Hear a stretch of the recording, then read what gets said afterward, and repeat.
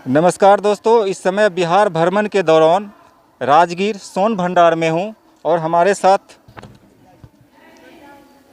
जो जितने भी यहाँ टूरिस्ट आते हैं उनको ये यहाँ के इतिहास के बारे में बताने का काम करते हैं। क्या सर? जी। तो इनसे जानकारी चाहूँगा, हम अपने चैनल के माध्यम से आपको बताना चाहूँगा कि सर जो हो यहाँ के इतिहास के बारे में पूरी जानकारी आपके तक पहुँचाएंगे। सर ये बताइए, आपका नाम क्या हुआ? मेरा नाम हुआ sir Ravishankar Upadhyay, tourist guide Rajgir. आप थोड़ा इस सोन भंडार के इतिहास के बारे में बताएं। जी सर, आप लोग को सभी को नमस्कार सर। आप लोग जिस ऐतिहासिक जगह को देखने आए हैं श्रीमान, ये जगह का नाम बोला जाता है सोन भंडार, लेकिन लोग सोना समझ कर आते हैं बाबू कि सोना का भंडार है, तो नोटिस बोर्ड पर साफ लिख दिया गया है सोन भंडार। स्वर्ण भंडार रहता तब सोना का भंडार होता। स्वर्ण में सोना होता है, गोल्ड में सोना होता है, तो वहाँ पर तो लिखा हुआ है सोन भंडार। सोन का शुद्ध हिंदी होता है सुरंग, लंबा टर्नल, जहाँ से आपका गर्म पानी कुंड का झरना बह रहा है, उसी की जस्ट बगल से 565 सीढ़ी चढ़कर जब ऊपर जाइएगा तो एक वैवहारगिरी पर्वत है। उसी वैवहारगिरी पर्वत के जस्ट बगल में सप्तर्णी गुफा और विपली गुफा है। तो जब भगवान बुद्ध को कुशीनगर में खुशी मृत्यु हुआ था तो 3 महीने के बाद उसी गुफा के प्रांगण में 500 बौद्ध भिक्षुओं के साथ प्रथम बौद्ध सम्मेलन समिति सभा मेलन किया गया था और लिखा गया था शुभ पिटक विनय पिटक अभिधम, मतलब त्रिपिटक की रचना मुनि कैसव जी के द्वारा किया गया था। तो उन गुफाओं से लेकर इन गुफाओं का अंडरग्राउंड संबंध रास्ता बताया गया है। हम नहीं करें सर, बताया गया है।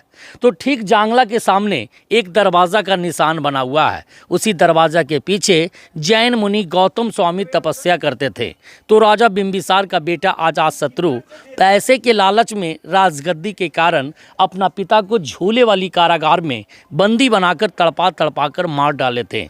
उनकी पत्नी रानी कौशल्या ने गुस्से में आकर सारा धन संपत्ति इसी गुफा के भीतर में जैन मुनि गौतम स्वामी को दान दे दिए थे।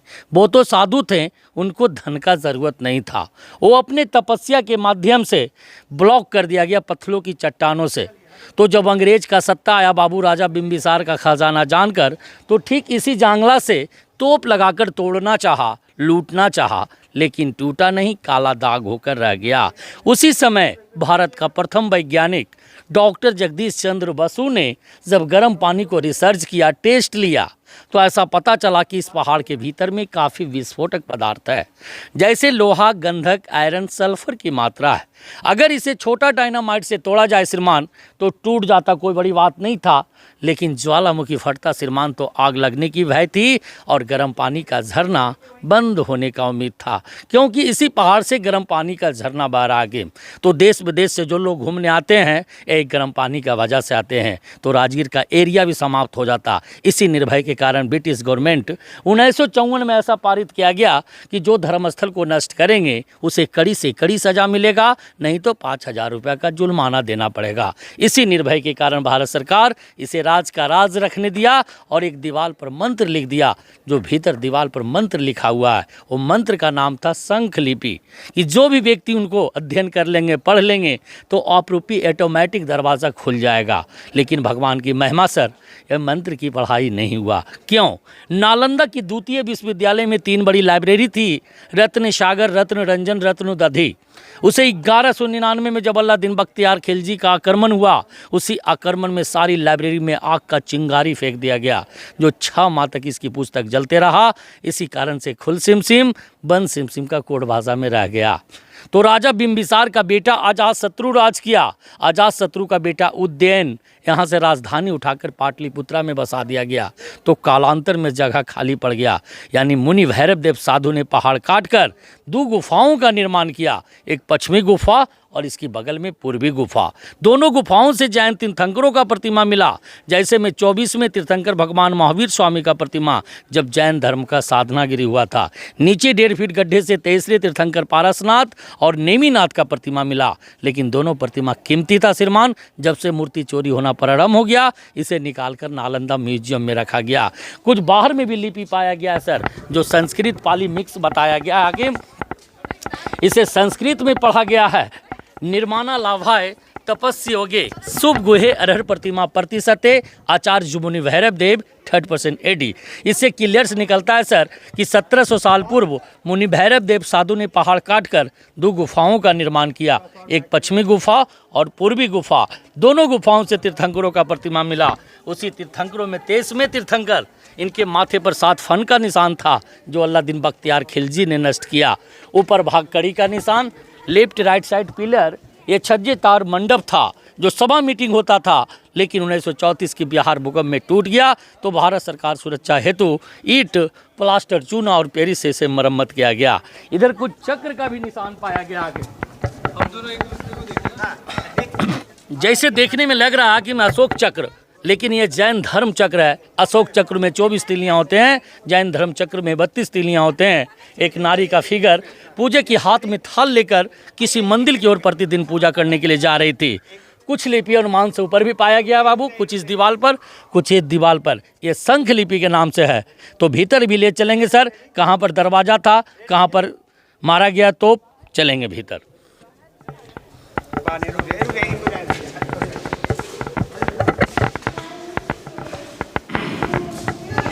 ये दरवाज़ा का निशान है कि जो प्राचीन ज़माने से बंद था और इसी दरवाज़ा के सामने तोप लगाया गया, लेकिन टूटा नहीं। दीवार का ऊपर थोड़ा सा टूट कर रह गया और काला दाग होकर रह गया, लेकिन दरवाज़ा टूटा नहीं।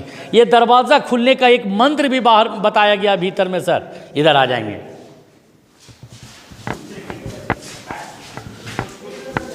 ये मंत्र जो देख रहे हैं हाकिम, ये मंत्र का नाम था शंख लिपि, कि जो भी व्यक्ति मंत्र को उच्चारण करेंगे आप रूपी दरवाज़ा खुलेगा।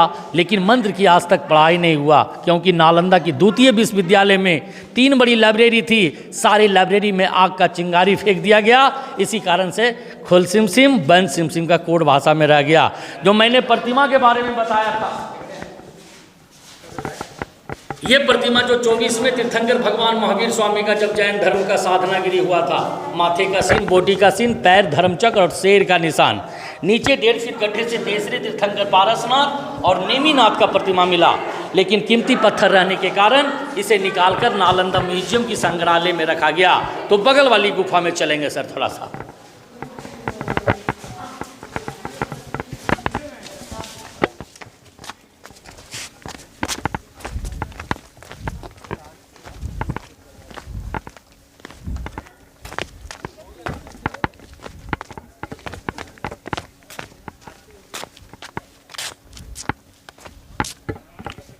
तो ये गुफा जो देख रहे हैं सर, पूर्वी गुफा, ये जंगल झाड़ी मिट्टी नालंदा की तराई जैसा ढका हुआ था। जब इसकी रिसर्च 1905 में किया गया तो डबल स्टोरी मिला, एक पत्थर का और एक ईंटे का, दोनों ढका हुआ था। लेकिन 1934 के बिहार भूकंप में टूट गया तो भारत सरकार सुरक्षा हेतु जब इसकी पत्थर बाहर किया गया तो ऊपर से एक गरुड़ भगवान विष्णु का भी प्रतिमा मिला, उसे निकालकर नालंदा म्यूजियम की संग्रहालय में रखा गया।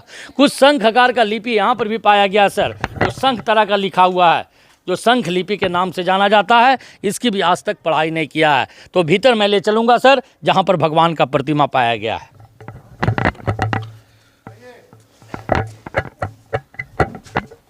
ये प्रतिमा जो देख रहे हैं श्रीमान, जैन धर्म और बौद्ध धर्म। तो जैन धर्म गुप्ता काल पीरियड में एक धर्म से 2 धर्मों को मानने लगे थे, दिगंबर और सीतांबर। जैसे में 23वें तीर्थंकर भगवान पारसनाथ, ये भगवान अजीतनाथ। ये भगवान बुद्ध का माता का नाम था माया।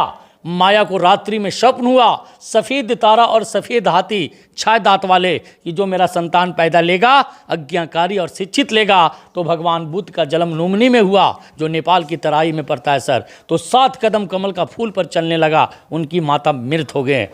जब भगवान बोध गया में बौद्ध वृक्ष के पास तपस्या किए थे, उनका बनाया गया, लेकिन अल्लादीन बख्तियार खिलजी ने सारे प्रतिमाओं को नष्ट कर दिया गया। तो पुराना राजगीर बसाया गया बस स्टैंड के पास, जो अजातशत्रु किला मैदान के नाम से जाने जाता है। हम लोग जहाँ अभी ठहरे हुए हैं, ये गिरिवर्ज है। गिरि का मतलब होता है पहाड़, वर्षमिस वासी। तो राजगीर 5 पर्वतों से घिरा हुआ है, जैसे में विपलाचल, रत्नागिरी, उदयगिरी, सोनागिरी और व्यवहारगिरी की नगरी में ये सोन भंडार बसा हुआ है। श्रीमान, मैं साबित कर देता हूँ कि अंग्रेज सरकार इतना बेवकूफ़ नहीं था। गया से कोडरमा रेलवे लाइन बिछा दिया, 7 पहाड़ काटकर बम्बई बिछा दिया। तो ये पहाड़ काटने में क्या था? ये तो जैन मुनियों का साधनागिरी है सर। नोटिस बोर्ड पर साफ लिख दिया गया है, सोन भंडार। यहाँ का इतिहास हाकिम। इसी इतिहास के साथ मैं विराम देता हूँ। जय हिंद। धन्यवाद सर।